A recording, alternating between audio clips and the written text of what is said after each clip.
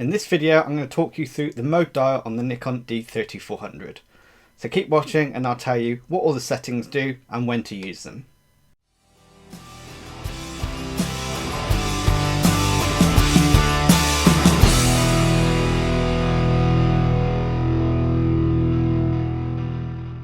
So the mode dial on your camera has got several scene modes, which are the icons around the edge, and then 4 semi-automatic modes, which are the M, A, S and P. I'm going to quickly go through each one and explain what they mean and when to use them. So let's get started.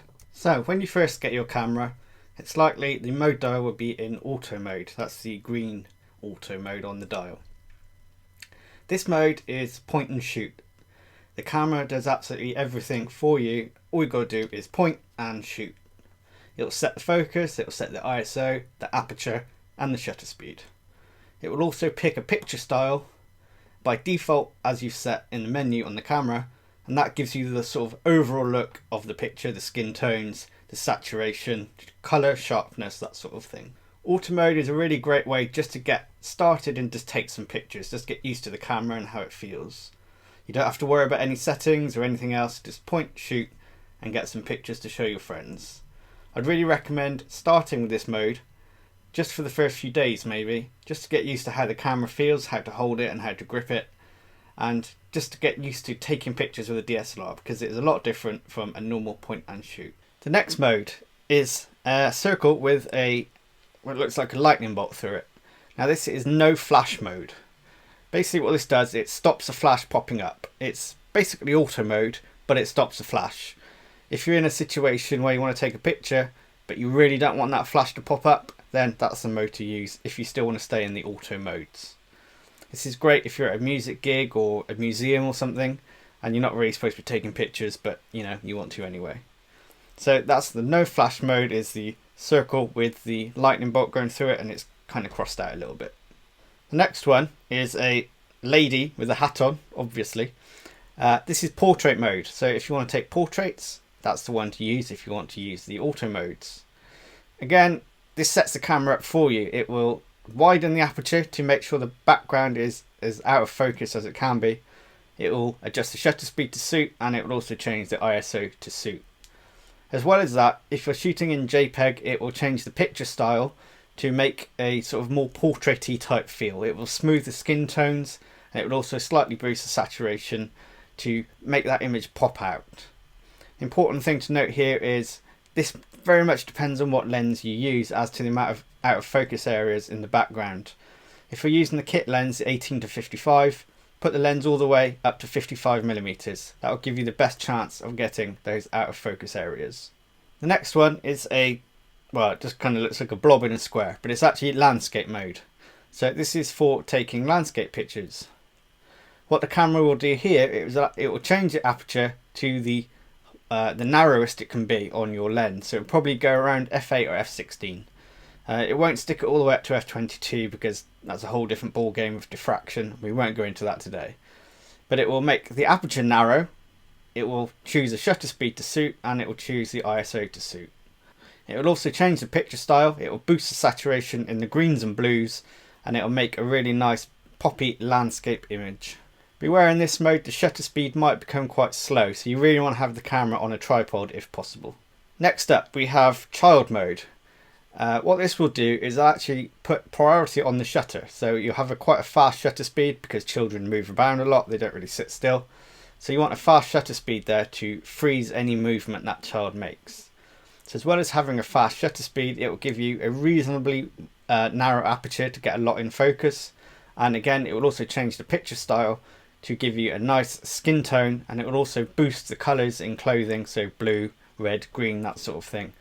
So again, it will have a nice poppy image, and also hopefully the shutter speed will be fast enough to freeze any motion. Next up we have the running man icon. This is sports mode, so you'd use this if you're shooting any sports, running, football, rugby, cricket, anything like that. This will give priority to the shutter. It will make the shutter try and go as fast as it can, so you have a fast shutter speed to freeze any motion. The aperture will be adjusted to suit, and the ISO may be raised if the shutter speed can't get fast enough due to the light levels. With this one, it doesn't do too much of the picture style, but it will try and make the picture look pretty contrasty. It'll boost the greens, boost the blues, but it won't overdo it as it will in the portrait modes. It'll be a fairly flat picture. Next up, we have the flower icon. Now this is macro mode, but I must point out something really important that a lot of people get confused with. Although this is called macro mode, all this does is change the aperture, the shutter speed, the ISO and the picture style. It does not give you a macro photograph. The only way you can get a macro picture is by using a macro lens, or you can get some adapters and filters that fit on your existing lens to give you more magnification. Simply by putting this mode dial into macro mode does not give you a macro picture. It just can't do it. It doesn't change the magnification of the lens. What this will do though is will give you a very narrow aperture, so you get a lot in focus, because the closer you get to a subject, the smaller the depth of field becomes. So when you're right up against an insect, you want as much in focus as you can get. So the camera will put the aperture as high as it will go, sort of f8, f12, f16, something like that. It will also boost the contrast, reds, greens, blues again, and it will adjust the shutter speed in order to allow you to have that narrow aperture. So again, you probably need to use a tripod for this, because the shutter speed might end up being quite slow. It will also raise the ISO if it can, to help you get a slightly faster shutter speed. But again, just be really careful, because the shutter speed is going to be quite slow here, so you really do want a tripod. The next one we have is a picture of a man with a star. This is night portrait mode. What this allows you to do is take a portrait of a person, but at night time. It will use the flash, so the flash will pop up, and that flash will illuminate the person. But what it will also do is use quite a slow shutter speed in order to gather in the ambient light from the background. So say you're stood in front of a cityscape with all the lights in the buildings on. The flash will illuminate the person, but the shutter will stay open a bit longer to gather in that light from the background. So you'll get all the nice dark lights from the city, but the person will be properly exposed. It's a really nice mode to use if you want to get some really nice late night portrait shots. Now we're going to move on to the semi-automatic modes, which is the M, A, S and P. I'm going to start at P. P mode stands for Program Auto. This is kind of a mix between a auto mode and a manual mode. What it does, it actually gives you a list of preset shutter speed and aperture combinations that you can scroll through to try and get the desired picture effect that you want. So if you know that you want a blurred background, for example, you could select one of the presets on here that's got a low aperture of say f2.8, and it will give you a shutter speed that correlates with that. Personally, I never use this mode. I think it's kind of pointless. There's several other modes on the camera that do the same thing but better, but it's there if you want it. If you want to use it and play around with it, then go ahead. Next we have S, which is shutter priority. What happens with this is you choose the shutter speed using the thumb wheel on the back of the camera, and the camera will pick the aperture and the ISO to suit. You'd use this if you want to freeze something in motion, again say sports or child or anything like that, or the alternative if you want to make sure something's blurry, like if you're taking a picture of flowing water or something like that, you could slow the shutter speed using the rear thumb wheel. So S mode is shutter priority. You take control of the shutter speed, the camera does everything else. Next up we have A mode. This is aperture priority. So in this one you control the aperture, and then the camera controls the shutter speed and the ISO. I use this mode probably about 90% of the time. I flick between A and S, but usually I'm in A because I love to control the depth of field, and usually I'm not too worried about the shutter speed, unless I'm particularly taking a picture of something that I know is going to be blurry, something moving fast like a runner or a car or something like that. In aperture priority mode, you select the aperture using the rear thumb wheel. The camera will then select a shutter speed. You need to keep an eye on the shutter speed because it might choose one that's quite slow, so you might end up with camera shake and blur if you're not careful. Again, you can use a tripod or just keep an eye on the shutter speed, and you can manually raise the ISO if you need to. With this mode it won't raise the ISO for you unless you have auto ISO enabled in the menu. This is something you've got to keep an eye on. Raise it if you need to. Try and keep it as low as you can though. Next up we have M, which is of course manual mode. There's a massive stigma about manual mode. Everyone seems to think you're only a photographer if you shoot in manual mode. That's a load of rubbish. You can use whatever mode you want, whichever one gets you the picture. Like I said, I use aperture priority most of the time because that suits the way I shoot. If you want to use manual mode, that's absolutely fine, but there's some very important things you must know about it, and you must be really confident in your abilities as a photographer to read the light in a scene. In manual mode, you select the aperture and you select the shutter speed. You can also select the ISO.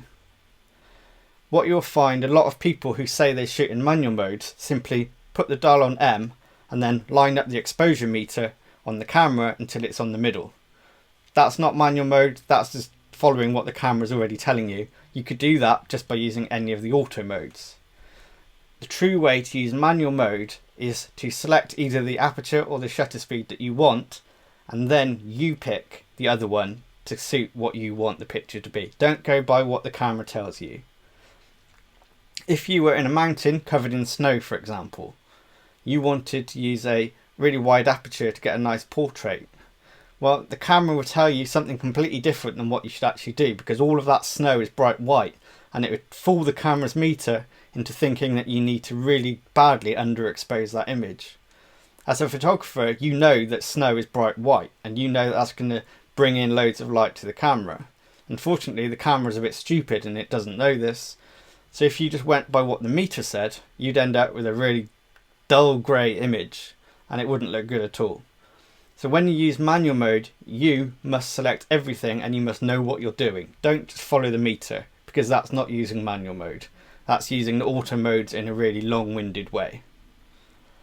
I tend to use manual mode mainly when I'm using flash, either on camera or off camera. This way I can select a certain shutter speed and aperture, and then I can let the flash automatically fill in the rest. And that flash will automatically create the correct exposure. Like I said, don't be pressured into using manual mode. There's no great thing about it. Use aperture priority, use shutter priority, use P mode, use any of the icon modes. What matters is the picture at the end of it. If it's the picture that you want and you're happy with, that's all you need. It doesn't matter how you got it, you got it. So the next time a photographer tells you, oh, you have to shoot in manual mode, ignore them, they're stupid. You'll see on the mode dial, you've also got two other options, effects and guide. I'm not going to go through those in this video because they're both pretty self-explanatory, and just go through them by yourself if you want. Basically, effects, you can change lots of different effects on the pictures, and the guide mode will guide you through various functions of the camera, both whilst taking pictures and whilst going through the menu. I hope this video was helpful, guys. If you have any questions or comments, don't forget to leave them in the comments box and I'll do my best to get back to you. Please like it, please subscribe for more content. I've got loads more videos with the D3400 coming up.